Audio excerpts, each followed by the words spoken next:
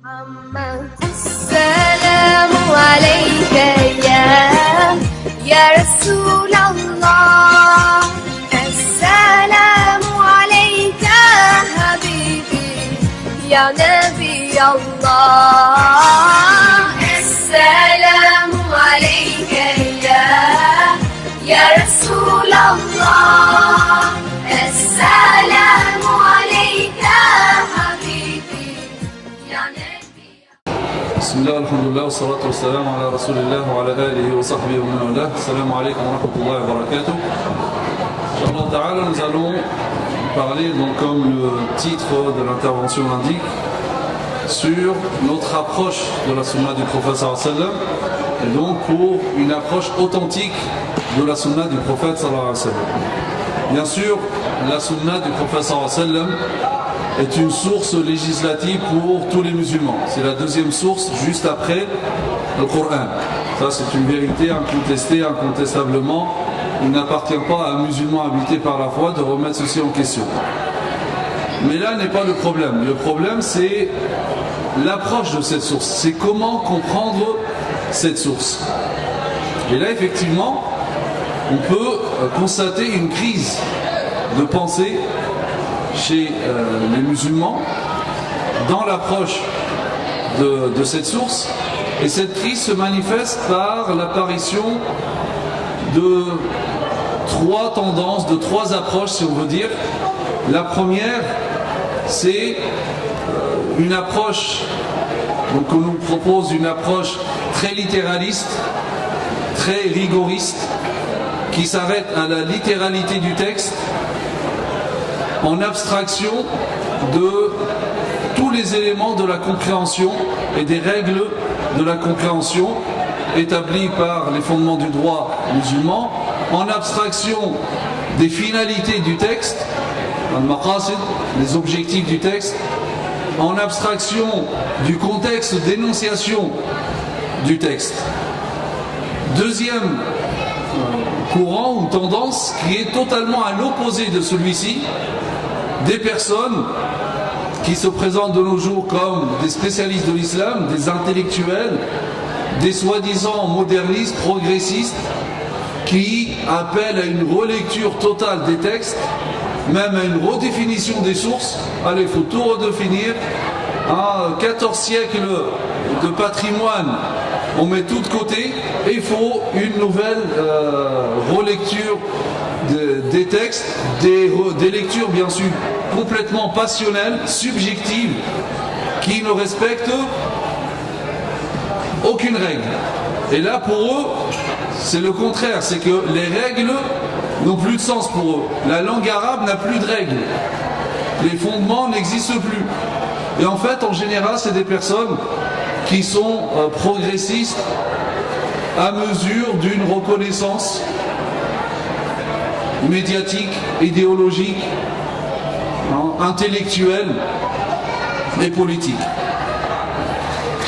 Troisième courant concerne le commun des musulmans, qui s'aventure dans le domaine des explications des textes, c'est-à-dire nous sommes plus d'1,5 milliard de musulmans, nous sommes 1,5 milliard de savants.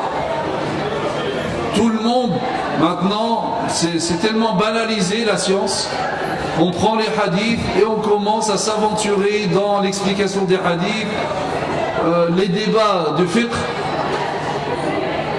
des débats normalement réservés aux spécialistes, ça descend au niveau du commun des musulmans, et là bien sûr ça donne une compréhension totalement erronée. Donc notre devoir vis-à-vis de la sunna, pour avoir une sunna authentique, il faut donc préserver la sunna de ces trois choses. Et en fait le prophète sallallahu alayhi wa sallam nous a parlé de ces trois fléaux. C'est comme s'il était présent parmi nous. Le prophète sallallahu alayhi wa sallam dit يحمل هذا العلم من كل خلف عدول ينفون عنه تحريف الغالين وانتحال المبطلين وتأويل الجاهلين. Il portera, ou bien les justes de chaque génération, les savants, les justes de chaque génération porteront ce savoir, le savoir de la sunna, et le préserveront de la déformation des rigoristes, de l'usurpation des imposteurs et de l'interprétation des ignorants. Donc le prophète sallallahu alayhi wa sallam nous met en garde contre le premier fléau qui est l'interprétation, ou bien la déformation des rigoristes. Donc ceux qui nous proposent une lecture totalitariste, rigoriste, littérale, qui s'arrête à la littéralité du texte, d'une interprétation lexicale du texte. Le prophète sallallahu alayhi wa sallam a appelé ceci une déformation, une dénaturation. Parce que le rigorisme, cette intransigeance, cette difficulté, cette complication qu'on impose aux gens est contraire à la souplesse qui caractérise la sunna du prophète sallallahu alayhi wa sallam. Aïcha radhiyallahu anha disait à chaque fois qu'il était donné au prophète sallallahu alayhi wa sallam de choisir entre deux choses, il choisissait toujours la plus souple. De nos jours, ça s'est inversé. Plus tu choisis les avis durs, plus tu es dans le vrai, plus tu es conforme à la sunna. Alors que le prophète sallallahu alayhi wa sallam considère ceci comme une déformation de la sunna, une dénaturation. Car on ne peut pas imposer aux gens des difficultés car ils ne pourront pas le supporter. Et c'est pour cela que le prophète sallallahu alayhi wa sallam nous met garde contre ce rigorisme. Iyyakum wal ghuluw fi ad-din. Fa innama halaka man kana qablakum bil ghuluw fi ad-din. Gardez-vous de l'excès en matière de religion. Car ce qui a fait périr les gens, les peuples avant vous, n'est autre que l'excès en matière de religion. Le prophète sallallahu alayhi wa sallam dit également halaka al-mutanatti'un, halaka al-mutanatti'un, halaka al-mutanatti'un, 3 fois. Malheur aux rigoristes, malheur aux rigoristes, malheur aux rigoristes. C'est quoi le rigorisme? Tanattu', c'est faire preuve de rigorisme, d'intransigeance, hein, là où il ne faut pas. Tanattu', par exemple, c'est le fait que certains choisissent des avis dans le fiqh, dans la pratique, dans la aqida, et toute personne qui sort de cet avis-là et prend un autre avis, il est égaré, hein, c'est un vendu, c'est un ignorant. Si c'est pas kafir, c'est déjà pas mal. Ça c'est tanattu'. Ça c'est tanattu', et c'est la plus grande innovation de l'histoire. Le fait de choisir un avis et de l'imposer à tout le monde et dire que tous les autres avis n'existent pas. Ou les autres avis, c'est une hérésie, c'est une bid'a, c'est un égarement. Ça, c'est la plus grande innovation de l'histoire. Car les compagnons, ils ont divergé, mais aucun parmi eux ne disait attention, mon avis à moi, c'est le bon. Les autres, c'est un égarement. Jamais. Ibn Mas'ud radhiyallahu anhu disait qu'il divergeait avec Omar radhiyallahu anhu sur une centaine de questions. Jamais Omar ou bien Ibn Mas'ud disait attention, à mon avis c'est celui-là qui est le bon, l'autre avis c'est un égarement, ne le suivez pas. Ça c'est du tanattu', ça n'existait pas du temps des 3 premières générations. Lorsque Omar radhiyallahu anhu est décédé, Ibn Mas'ud, qu'est-ce qu'il dit? Il dit les 9/10 de la science sont partis. Donc tanattu', essayait toujours d'imposer un avis alors qu'il y a divergence, il y a une souplesse entre les savants. Pourquoi tu veux imposer ton avis et ta manière de penser en imputant cela à un salaf? Non, c'est le salaf qui dit ça alors que c'est pas vrai. On voit des avis extrêmement intransigeants. Par exemple, est-ce qu'on a le droit de laisser le bas du pantalon passer la cheville? Ça devient même une marque de piété. Là, ça devient grave. Et dire que c'est le seul avis, il n'existe pas d'autre. Alors que ça, finalement, c'est un avis d'une minorité. Pourquoi vouloir imposer? Il y a d'autres avis. Lisez Ibn Hajar, qu'est-ce qu'il dit de ces hadiths-là dans Fath al-Bari? Lisez ce que dit l'imam al-Nawawi dans le tafsir de Sahih Muslim sur ces hadiths-là. Vous allez voir que ces hadiths-là concernent la personne qui fait ça par arrogance, parce qu'à l'époque, c'était un signe d'arrogance de laisser traîner son vêtement, comme les princes, les rois, etc. Comme je vous ai dit, ceux qui veulent expliquer les textes, mais en abstraction du contexte d'énonciation. Vouloir imposer, dire non, la barbe est une obligation. Et si jamais tu dis non, là tu vaux rien, t'es égaré, t'es ignorant, c'est lèche. Pourquoi occulter la divergence? La divergence existe. Ce rigorisme, c'est ça. Tanattu', c'est de vouloir, non, c'est ça, et pas autre chose. On fait l'aqida. L'aqida, certains, même pas, ils ne te connaissent même pas. Salam, salam, aïn Allah. Où est Allah? Attends, là, on ne se connaît même pas. Où est Allah? Qu'est-ce qui t'arrive? Tu cherches ton Seigneur, tu l'as perdu? Pourquoi tu veux savoir où est Allah? Là, parce qu'il veut que tu lui répondes, en fait, pour te cataloguer. Zahma, il te teste. Tester la foi des gens. Tu te prends pour un imanomètre. C'est toi qui vas dire un tel, sa foi elle est forte, elle est correcte, etc. Et il faut que tu lui donnes la réponse que lui veut, avec les mots et le geste. Il faut que tu dises fils sa main en montrant du doigt. Tu peux lui citer les versets coraniques. Même le Coran, c'est pas bon. Allah Azza wa Jalla répond à cette question dans le Coran, mais non, c'est pas bon. Mais c'est Allah qui dit ça. Il est avec vous là où vous soyez. Là. Allah Azza wa Jalla dit dans Sourate Az-Zukhruf,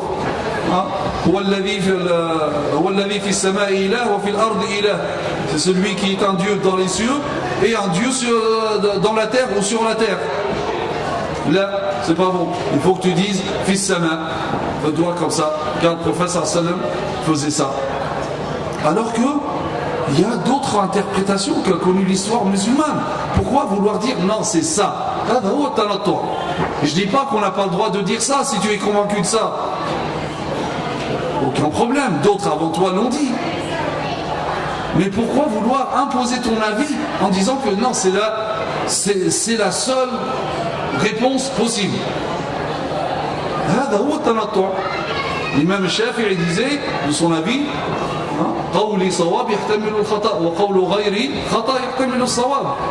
mon avis est juste, j'en ai convaincu, mais il est sujet à l'erreur, je peux me tromper. Et l'avis de l'autre, il est faux, sinon il l'aurait suivi, mais il est susceptible d'être vrai. Alors que c'est quoi? Non, c'est mon avis, c'est la vérité absolue, il n'est pas sujet à l'erreur. Et l'avis de l'autre, c'est l'erreur absolue, et il ne peut pas être juste. Et vraiment, ça ne fait que diviser la communauté, alors que les choses sont vraiment plus souples. Pourquoi vouloir imposer? Pourquoi vouloir restreindre ce qui est large? Une richesse, on veut la réduire et exclure. C'est quoi? C'est l'exaltation de soi et l'exclusion de l'autre. Ce que je pense, vérité absolue. Le top du top. L'autre, c'est un égarement absolu. Le professeur sallam nous met en garde contre ce tanattu'. Car c'est une déformation de la religion. C'est une déformation de la sunna du prophète sallallahu alayhi wa sallam. Autre fléau dont nous met garde le prophète sallallahu alayhi wa sallam, contre lequel le prophète sallallahu alayhi wa sallam nous met en garde, c'est l'usurpation des imposteurs. Alors, effectivement, dans l'histoire musulmane, on connaît qu'il y a eu des imposteurs. Ils ont essayé d'inventer des hadiths du prophète sallallahu alayhi wa sallam et de l'attribuer au prophète sallallahu alayhi wa sallam. Alhamdulillah, Allah Azza wa Jalla a fait en sorte que les savants musulmans ont fait face à ce genre d'imposture et ils ont démasqué ces imposteurs par justement cette science extraordinaire qui est unique au monde, qui est la science du hadith. Cette science donc qui va établir les règles très précises, très minutieuses pour accepter ou rejeter un hadith. Donc les savants, pour eux, il n'y a aucun problème par rapport à ces hadiths Donc ils les ont même classés, il y a même des ouvrages spécifiques sur les hadiths inventés. Donc chez les savants, ça ne pose pas de problème. Le problème se pose chez les musulmans, chez le commun des musulmans. Car des fois, il y a des hadiths qui sont diffusés, qui circulent dans le milieu des musulmans, pensant que c'est des hadiths, alors c'est des faux hadiths. Et notamment, ça existe beaucoup par rapport à la femme. Et la situation de la femme musulmane aujourd'hui, cette dégradation de cette situation est due, entre autres, à ce genre de faux hadiths que les gens prennent pour des vérités. Par exemple, le hadith qui dit, hadith mawdu', inventé, qui dit, par rapport aux femmes, shawiruhunna wa khalifuhun. Consultez-les et faites le contraire. Par rapport aux femmes. Tu as un projet, tu vas acheter une maison. Consulte ta femme. Si elle te dit non, mais non, c'est pas une bonne idée, on n'a pas d'argent, etc., fonce. Par contre, si elle te dit oui, vas-y, c'est une bonne idée, là, ça va changer d'avis. Comment le professeur Salman aurait dit une chose pareille? Alors que c'est un hadith inventé. Le professeur Salman n'aurait jamais dit une chose pareille, car déjà ça contredit le Coran. Allah Azza wa Jalla parle de consultation dans le Coran entre l'homme et la femme au sujet du sevrage de l'enfant. Si jamais il décide du sevrage après s'être consulté. Donc comment Allah Azza wa Jalla parle de consultation entre hommes et femmes pour quelque chose comme le sevrage, à plus forte raison pour des choses plus importantes. Et ainsi de suite, après, donc on va compliquer la relation homme-femme, si bien que tout est haram. Un homme, il ne doit pas voir une femme, la femme ne doit pas voir un homme, surtout pas entendre la voix d'une femme, car le visage c'est une aura et sa voix est une aura. D'où il sort tout ça? Tout simplement avec ces hadiths qui circulent, notamment le professeur sallam qui va voir sa fille, il lui dit quelle est la meilleure chose pour une femme. Fatima lui aurait dit c'est de ne pas voir un homme et ne pas être vu par un homme. Deux mondes séparés, les hommes ils ne se voient pas, etc. Les hommes ne voient pas les femmes ne voient pas les hommes, et c'est bon. Et le professeur Sam lui aurait embrassé donc le front en disant tel père, telle fille. Or c'est un hadith qui n'a aucune valeur scientifique. Le Coran est plein d'exemples qui disent le contraire. Vous connaissez l'histoire de Zakaria, كلما دخل عليها زكريا المحراب avec Maryam وجد عندها رزقا قال يا مريم أن لك هذا قالت هو من عند الله. Donc Zacharie qui n'est pas mahram pour Maryam alayhi salam.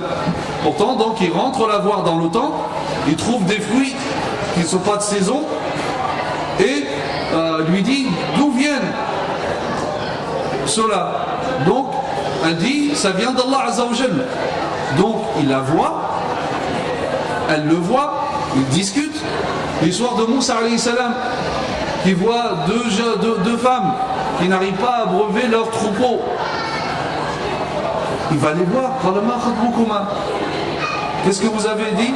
On n'arrive pas à abreuver notre troupeau.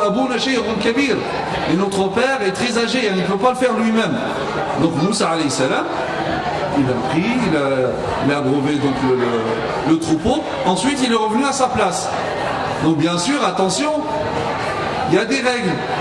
Il ne faut pas aussi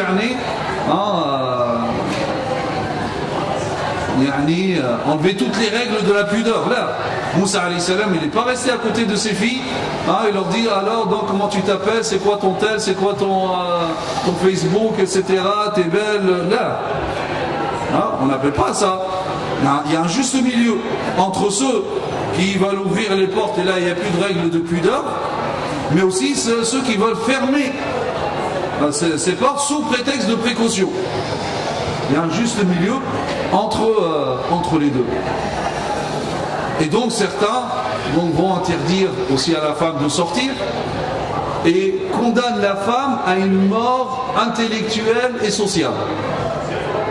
La femme n'a pas le droit de s'instruire, elle reste chez elle. Ces tâches sont réduites aux tâches ménagères. Et en plus, on ne prend pas son avis, bien sûr. Tu cuisines, baraka, c'est déjà pas mal. Et il est interdit de sortir. Et il se base notamment sur un hadith. Le prophète sallallahu alayhi wa sallam, donc une femme vient le voir. En fait, une femme, son père était très malade. Elle demande à son mari d'aller visiter son père. Le mari refuse. Non, tu ne sors pas. Elle demande au prophète sallallahu alayhi wa sallam, le prophète sallallahu alayhi wa sallam lui dit, obéis à ton mari. Son père meurt.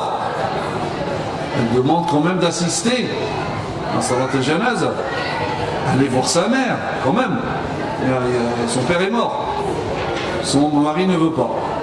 Elle demande au prophète sallallahu alayhi wa sallam, le prophète sallallahu alayhi wa sallam lui dit, obéis à ton mari. Et le prophète sallallahu alayhi wa sallam aurait dit donc à la fin que Allah azza wa jalla a pardonné à ton père pour ton obéissance à ton mari. Or là encore il s'agit d'un hadith totalement inventé qui n'a aucune valeur scientifique. Quand même ce hadith là il va à l'encontre d'un devoir religieux qui est silatul rahim, le lien de parenté. Et j'ai même entendu une fois donc un prédicateur sur le minbar regretter le temps où la femme ne sortait qu'à 3 reprises pendant toute sa vie. 3 sorties. Première sortie, vous connaissez la première sortie du ventre de sa mère. C'est déjà pas mal, sans autorisation en plus. Deuxième sortie de chez son père vers chez son mari. Et après, de chez son mari au cimetière. 3 sorties. C'est que la femme, pour certains, même au cimetière, la femme ne peut entrer dans un cimetière que mort. C'est pour certains, c'est interdit la femme de visiter le cimetière. Par exemple, vous allez faire une Umrah ou le Hajj, vous allez visiter Médine, à Al-Baqi', là où sont enterrés les compagnons, là où c'est un mérite d'être enterré là-bas, il est interdit aux femmes de visiter le Baqi'. Le seul moyen de rentrer au Baqi', c'est d'être morte. C'est si heureuse quand même. D'où vient tout cela? C'est des hadiths faibles, de faux hadiths qui circulent et qui façonnent la culture. Alors soit c'est la culture qui a façonné ces hadiths, ou c'est ces hadiths qui a façonné la culture. Et il y a certainement des deux. Et là, bien sûr, c'est une compréhension totalement erronée. Et là, des fois, même des hadiths authentiques, des fois, il y a un problème. Attention, pas comme certains qui remettent en question tous les hadiths, etc. Là. Mais il y a certaines choses qu'on peut critiquer, bien sûr, avec preuve à l'appui et d'une manière scientifique, c'est pas d'une manière passionnelle, parce que ça contredit ma propre raison, non. Mais si je vous posais cette question, la meilleure des prières pour la femme, c'est où? À la maison. Tout le monde répond ça. Ibn Hazm n'est pas d'accord. Ibn Hazm, al-Zahirite, savant du 5e siècle de l'Égypte, andalou, dit non. D'où on sort ça? Hadith rapporté par Ibn Khuzayma, rahimahullah, l'un des grands spécialistes du hadith. Le hadith s'achène, il n'y a aucun problème, c'est authentique. Il dit que donc une femme qui va voir le prophète sallallahu alayhi wa sallam lui dit: j'aime bien prier avec toi dans ta mosquée. Le prophète sallallahu alayhi wa sallam lui dit: je sais que tu aimes bien prier avec moi dans ma mosquée, mais la prière dans ta chambre est meilleure que la prière dans ton salon. La prière dans ton salon est meilleure que la prière dans la cour de chez toi. Et la prière dans la cour de chez toi est meilleure que la prière dans la mosquée de ton quartier. Et la prière dans la mosquée de ton quartier est meilleure que la prière dans ma mosquée. Ibn Hazm réfute ce hadith, pourquoi? Parce qu'il dit que ce hadith-là contredit la sunna pratique du prophète sallallahu alayhi wa sallam, qui est une sunna notoire. Car vous savez, dans les hadiths, les savants le classent selon le nombre de transmetteurs en deux grandes catégories. Hadith mutawatir, hadith rapporté par un grand nombre vers un grand nombre du début à la fin de la chaîne. Ça implique, le hadith implique une connaissance catégorique. Et il y a un hadith ahad singulier rapporté par une, deux personnes vers une, deux personnes du début à la fin de la chaîne. S'il y a une contradiction entre un hadith mutawatir notoire et un hadith singulier, les savants tous disent on accorde la primauté au hadith mutawatir. Ibn Hazm, c'est ce qu'il fait. Il dit la sunna notoire mutawatira, c'est que les femmes priaient dans la mosquée du prophète sallallahu alayhi wa sallam, y compris les épouses du prophète sallallahu alayhi wa sallam. Comment expliquer que les épouses du prophète sallallahu alayhi wa sallam, notamment, délaissaient ce qui était mieux et priaient à la mosquée alors que le prophète sallallahu alayhi wa sallam le savait? Depuis la construction de la mosquée jusqu'à la mort du prophète sallallahu alayhi wa sallam.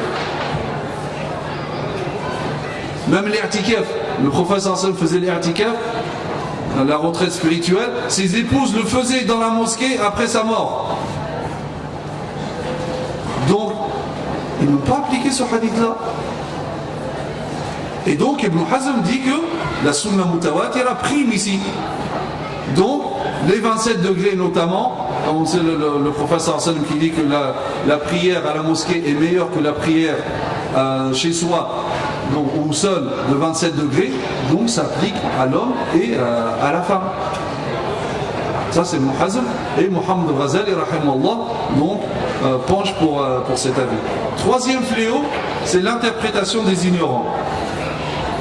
Alors ici on peut donner deux courants de cette interprétation d'ignorants. C'est l'interprétation tout d'abord de certains littéralistes qui considèrent que le texte est un corps sans esprit, qui comprennent les textes à l'abstraction des finalités ou de leur contexte de dénonciation, comme j'ai dit tout à l'heure.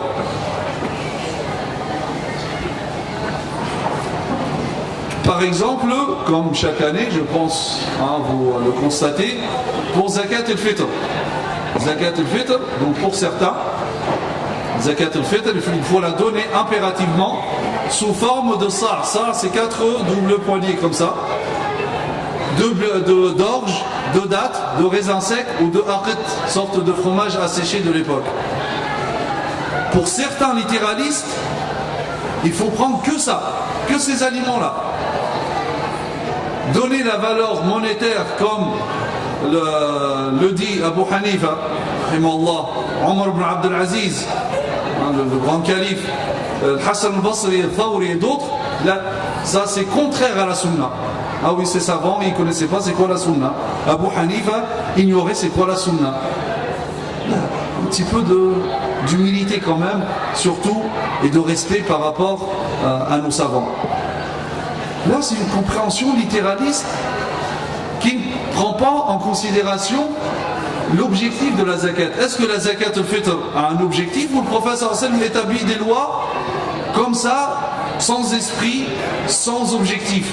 Certainement pas. Et le prophète sallallahu alayhi wa sallam nous dit c'est quoi l'objectif? Il dit Urnuhum ala su'ali fi hadha al-yawm.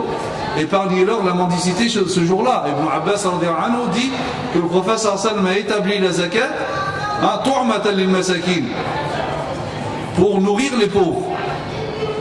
Alors pourquoi les aliments, ces aliments-là en particulier du temps du prophète sallallahu alayhi wa sallam? Parce que c'était l'aliment de base. Il était très répandu, ces aliments étaient très répandus, c'est-à-dire chacun en avait en stock. Et donc pour donner, c'est facile. Et c'est aussi utile à celui, au pauvre qui reçoit, parce que c'est les aliments de base que tout le monde utilise. C'est pour ça que les savants, les premiers d'ailleurs savants, ils ont dit un endroit où il n'y a pas de blé, il n'y a pas d'orge, il n'y a pas de date, on fait quoi? Donc ils ont dit on donne Ghalib Qut Ahl al-Balad, l'aliment de base le plus répandu dans le pays. Ça peut être du riz, etc. Dans le même esprit, regardez les savants, les premiers savants, ils avaient déjà compris ces textes à la lumière de leur finalité. Il y en a là où il n'y a que du riz. Donc, ceux qui sont le plus aisés, donc, ils ont du riz chez eux. Et donc c'est facile de donner et c'est utile pour celui qui reçoit. Mais de nos jours, là, dans notre contexte, tu ramènes un sac de blé, un sac de semoule, un sac d'orge à un étudiant, par exemple, qui n'a pas de bourse. Mais là, il va en faire quoi? Et il te dit, non, mais c'est ça, refaire vivre la sunna. Vivifier la sunna, c'est de donner en nature. Là, tu es en train de faire mourir la sunna. Tu es en train de dire que la sunna n'a pas d'esprit. Que la zakat n'a pas de finalité. Et en réalité, celui qui va donner ce sac d'orge, de dattes, etc., il en a chez lui? Est-ce qu'il en a chez lui? Non, c'est fini ça, on n'a plus de stock de ces choses-là. Parce que c'est pas l'aliment de base. Donc qu'est-ce qu'il va faire? Il va aller l'acheter. Et donc après, il va le donner à ce pauvre qui lui, il n'en a pas besoin, ça lui sert à rien du tout. Donc qu'est-ce qu'il va faire? Ben, il va aller le revendre, ça fait l'affaire du commerçant. Hein? Bien sûr, il va le revendre mais à un prix plus bas. Donc pourquoi moi je n'ai pas donné directement cet argent? J'ai donné l'argent, j'ai acheté la chose, ensuite je l'ai donné au pauvre.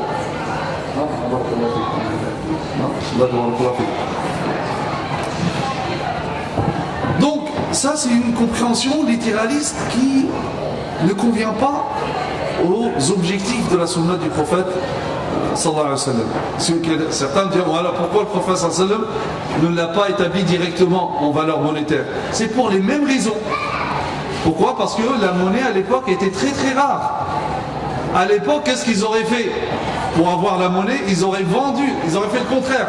Ils auraient vendu leur sac de blé, etc. pour avoir de la monnaie. Maintenant, je donne. Et qu'est-ce qu'aurait fait le pauvre? Il aurait acheté justement le sac. Moi je lui donne le sac directement. Voilà la sunna du prophète sallallahu alayhi wa sallam. Et la monnaie à l'époque c'était très rare. Soit c'était le dinar qui venait de Byzance ou le dirham qui venait de Perse. Donc ça c'est une compréhension littéraliste et une interprétation d'ignorants. Même si parfois certains parlent et utilisent des termes de savants, il ne reste que c'est une interprétation d'ignorants. Le deuxième courant, c'est l'autre extrême, comme j'ai dit tout à l'heure. Ces personnes qui se présentent comme intellectuels, spécialistes de l'islam. Le point commun, aucun d'entre eux n'a fait des études académiques en sciences islamiques. Aucun. C'est des, je ne sais pas, sociologues, des anthropologues, des je ne sais quoi. Hein, mais aucun d'entre eux n'a fait des études islamiques. De jour au lendemain, ils se découvrent des vocations. On est devenus des savants et on veut tout réformer. Ah, la religion, tout, il faut tout réformer. Les sources, l'interprétation des textes, la relecture. Un cheikh Abdelmajid al-Najjar, il a écrit un livre extraordinaire en arabe. Hein, c'est sur justement ces nouvelles relectures. Qui en fait, ces gens-là nous proposent des interprétations subjectives qui ne respectent aucune règle. Chacun dit mais pourquoi tu as dit ça? Ça c'est mon ijtihad. Ça c'est un mot aussi qu'on commence à utiliser. On aime bien, ça fait bien. Qui t'a dit que tu étais mujtahid toi? T'es mujtahid? Tu sais ça veut dire quoi l'ijtihad? Les différents degrés de l'ijtihad? Lui alors là est directement au top, au summum de l'ijtihad. L'ijtihad, mujtahid mutlaq. Il n'y a pas besoin des écoles et tout ça. D'ailleurs les écoles, tout ça c'est, on efface tout, on recommence à nouveau. Et donc ces gens-là, donc ils nous sortent des interprétations comme je dis subjectives. Par exemple, certains qui vont nous dire non mais la religion n'a rien à voir avec la politique, avec l'économie, etc. Donc il faudra une séparation. Il y a certains qui veulent faire de l'islam une copie conforme du christianisme. Donc là l'islam c'est que une simple confession. Ils vont même te sortir des hadiths. Alors, du coup, la sunna, normalement, ce n'est pas une source. Mais pour ça, oui, ils vont te sortir un hadith. Car le prophète sallallahu alayhi wa sallam, lorsqu'il a vu parce que le prophète, ils disent même pas tout l'énoncé, ils disent seulement, le prophète sallam dit Antum a'lamu bi umuri dunyakum. Vous êtes les plus savants en matière de votre monde. Donc voilà la preuve que le prophète sallam s'occupe que ce qui est purement cultuel. Tout ce qui est du profane, ça relève donc de l'intelligence humaine et non pas de la prophétie ou de la révélation. Alors qu'il faut revenir au contexte d'énonciation pour comprendre ce hadith-là et les différentes versions d'ailleurs. Le prophète sallam, lorsqu'il est arrivé à Médine, les Mécois ce n'est pas des agriculteurs. Le prophète sallam, il voit les Médinois en train de polliniser les palmiers. Il leur dit, moi je pense que si vous ne le faites pas, ça ne va pas empêcher les dattes de sortir. Les Médinois, pensant que le prophète sallam parlait en tant que prophète, ils ont arrêté de le faire. La récolte était catastrophique. Après le prophète sallam leur a dit, mais ça, moi je ne suis pas agriculteur. Moi j'ai dit uniquement ce que je pensais.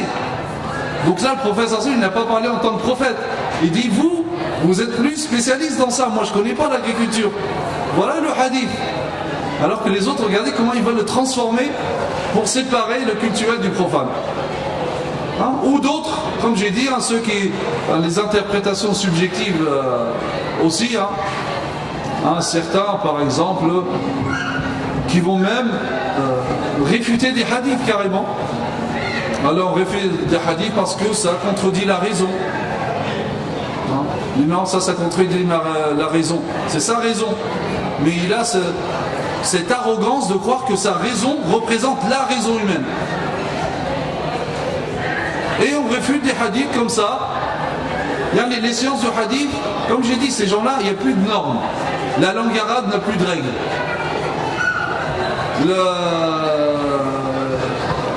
Les sciences du hadith, ça n'existe plus. Les fondements du droit, c'est à refaire. Tout ça pour laisser champ, alors justement, interprétation subjective, et comme j'ai dit, on va dire c'est l'ijtihad. Alors que l'ijtihad, shar'an, ça n'a jamais été une interprétation libre des textes. C'est une interprétation certes, mais selon des règles. Des règles qui concernent la personne déjà, il faut remplir les conditions, et ensuite, par rapport à l'interprétation elle-même, les textes qui sont sujets à l'interprétation, d'autres pas, etc. Donc comme je dis, certains vont réfuter des hadiths sous prétexte que ça contredit la raison. Donc certains qui vont réfuter les miracles des prophètes. Non, il n'y a pas de miracle de prophète, tout ça. On peut expliquer tout ça d'une manière objective. Mais ça, c'est un problème par rapport à la notion même de prophétie et de révélation. Certains disent, maintenant, dans le Coran, la petite sourate que vous connaissez, Alam tara kayfa fa'ala rabbuka bi ashabil fil, dit non, en réalité, il n'y a ni tayr ababil, ni hijara min sijil. Tout ça, c'est une métaphore. En fait, c'est le virus de la variole qui a touché l'armée de Hadra et ils sont morts. Mais il n'y a pas il n'y a pas de miracle. Ah bon? Et le virus de la variole, il faisait la distinction entre les gens de l'Habasha et les Arabes de la Mecque. Il dit, ah non, toi t'es quoi, je te touche pas. Je touche oui. Un virus, ça fait ça. Alors certes, certains textes nous disent que la première fois que les Arabes ils ont découvert la variole, c'est avec l'arrivée de l'armée. Mais ça ne veut pas dire que c'était la cause de l'anéantissement. Parce que cet épisode de le film avec Abraha, etc., c'est arrivé quand? Une cinquantaine de jours avant la naissance du prophète sallallahu alayhi wa sallam. Au moment où le prophète sallallahu alayhi wa sallam récitait Surat al-Fil, ceux qui ont assisté, ils étaient là. Si ça n'existait pas, ils auraient trouvé de quoi le contredire. Ils disent, stop, là, qu'est-ce que tu nous dis là? Nous, on était présents. Il n'y avait pas ça. Mais personne n'a rien dit parce que tous savaient, oui, ça existait. Regardez, ça, c'est des interprétations subjectives sans aucune règle. Ou certains qui disent, non, mais dans la bataille de Badr, il n'y avait pas les anges. Ça, c'est la force morale qu'Allah Azza wa Jalla leur a donnée. Pourquoi Allah Azza wa Jalla donne un chiffre 1000 anges. Quoi, il leur a donné 1000 forces morales? Ça se dit pas. S'il y a 1000, c'est qu'il y a un nombre, donc il y a des anges qui ont participé. Mais sous prétexte de rationaliser les choses, soi-disant, donc part en fait à l'égard de l'Occident, donc il faut rationaliser, etc. et ça passe mieux. Certains réfutent des hadiths sous prétexte que ça contredit le Coran. Alors qu'en réalité, ils n'ont pas compris le Coran, parce qu'il n'y a pas de contradiction. Comme ceux qui réfutent les signes de la fin de l'or.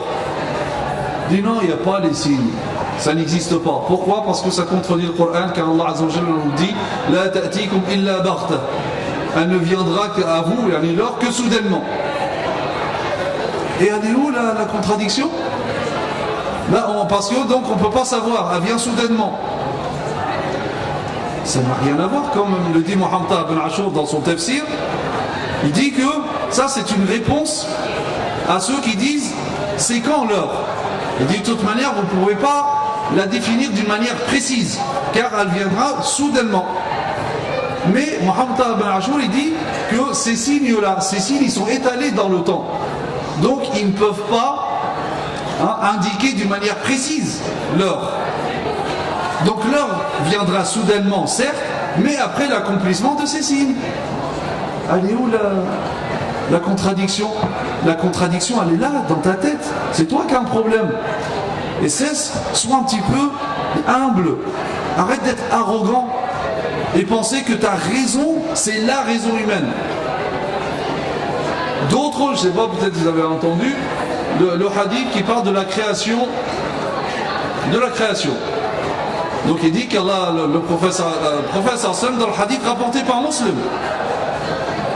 Parce que là aussi c'est devenu une mode de mettre en garde les musulmans contre même le Bukhari et les musulmans. Ils vont dire, non, n'importe quel hadith, attention, il faut l'exposer à ta raison d'abord. Ah bon? Bukhari et musulmans. Il dit non parce qu'ils ne sont pas infaillibles. Et toi tu l'es. D'accord, ils ne sont pas infaillibles. Et ils ont été critiqués.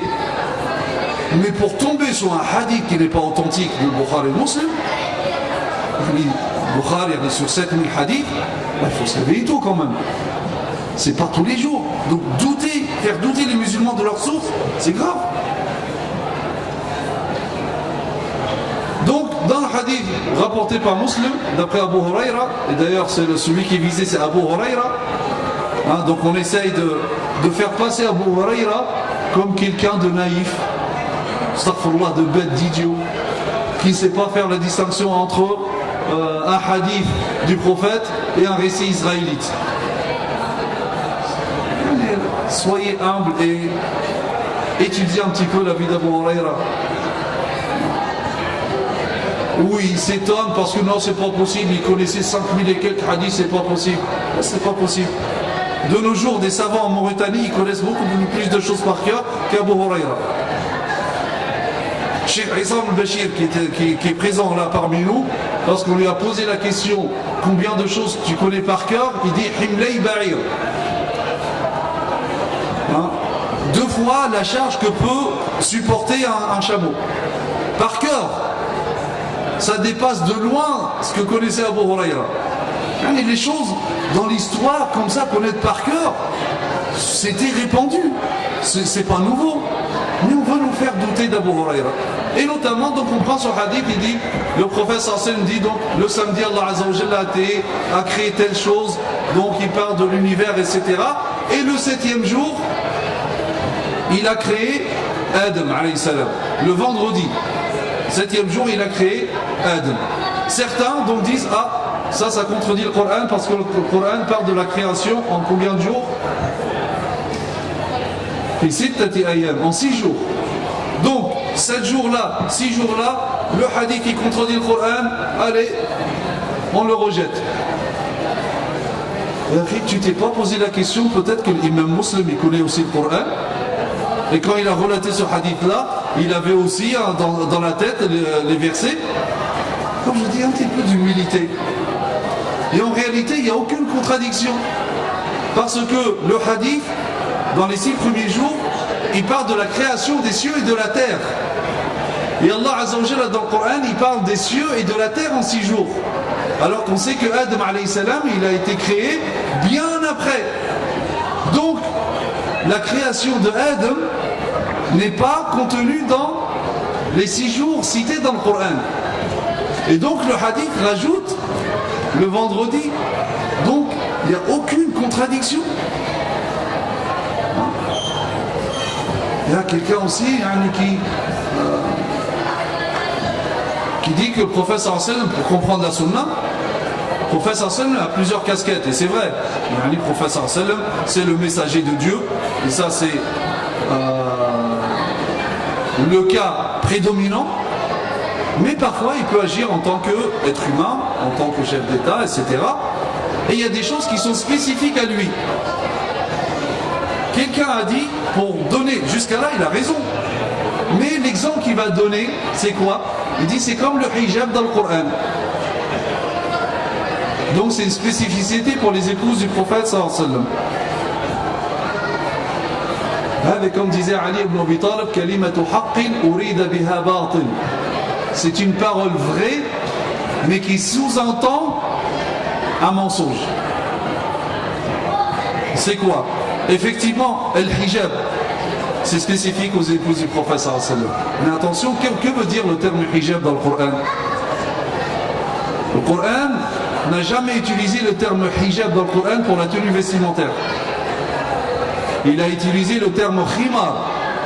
Al-khimar, c'est ce qu'on met sur la tête, en langue arabe, lisan al-arab. On prend le dictionnaire lisan al-arab, al-khimar, c'est ce qu'on met sur la tête. Il y a certains, ils te disent non, khimar c'est pas ça. Et subhanallah, chez les arabes, le khimar c'était ça. Toi tu dis non. C'est ce que je vous disais, l'interprétation subjective. Donc, ça c'est le khimar. Le hijab, donc qu'est-ce que veut dire? Lorsqu'Allah Azza wa Jalla nous dit, par rapport aux épouses du prophète sallallahu alayhi wa sallam, ne vous adressez à elles que derrière un hijab. Parce que les apparts du prophète sallallahu alayhi wa sallam donnaient sur la mosquée. Il y avait l'appart, il y a une sorte de petite cour qui est donc liée à l'appart, et la porte donnait dans la mosquée. Et donc, les musulmans, lorsqu'ils venaient appeler le prophète sallallahu alayhi wa sallam, etc., donc ils voyaient directement à l'intérieur. Donc Allah Azza wa Jalla a ordonné de mettre un hijab, un obstacle, genre de rideau, la porte de l'époque. Donc un rideau, et de ne parler aux épouses du prophète sallallahu alayhi wa sallam qu'à travers ce rideau. Il ne parle pas de tenue vestimentaire. Vous voyez quand même comment c'est vicieux. Donc, tout simplement, je vous dis, il y a des choses spécifiques au prophète sallallahu alayhi wa sallam, comme le hijab dans le Coran. C'est vrai ou pas? Oui, c'est vrai. Mais le problème, si je le dis uniquement comme ça, et je sais que vous pensez que le hijab, c'est ce qu'on met sur la tête. Et donc, vous allez penser, faire le raccourci, donc, le khimar, le voile, ça concerne que les épouses du prophète sallallahu alayhi wa sallam, alors que c'est pas vrai. C'est pas ça. Donc, regardez comment, des fois, on manipule pour arriver à imposer un avis qui est totalement infondé et qui n'existe nulle part ailleurs. Donc ça, c'est, comme j'ai dit, ça c'est des interprétations d'ignorants. Quelle que soit la personne, quelles que soient des personnes qui peuvent porter des vêtements de savants, utiliser des termes de savants, se voir attribuer des titres de savants. Mais il en reste, comme dit Cheikh Qaradawi dans son excellent livre la sunna prophétique, ça reste des interprétations d'ignorants. Donc voilà les 3 fléaux dont il faut préserver la sunna du prophète sallallahu alayhi wa sallam: la déformation des rigoristes, l'usurpation des imposteurs et l'interprétation des ignorants. أقول قولي هذا واستغفر الله لي ولكم وسبحانك اللهم وبحمدك نشهد أن لا إله إلا أنت نستغفرك ونتوب إليك وصلى اللهم على سيدنا محمد وعلى آله وصحبه وسلم تسليما. والسلام عليكم ورحمة الله وبركاته. السلام عليك يا رسول الله. السلام عليك حبيبي يا نبي الله. السلام عليك يا رسول الله.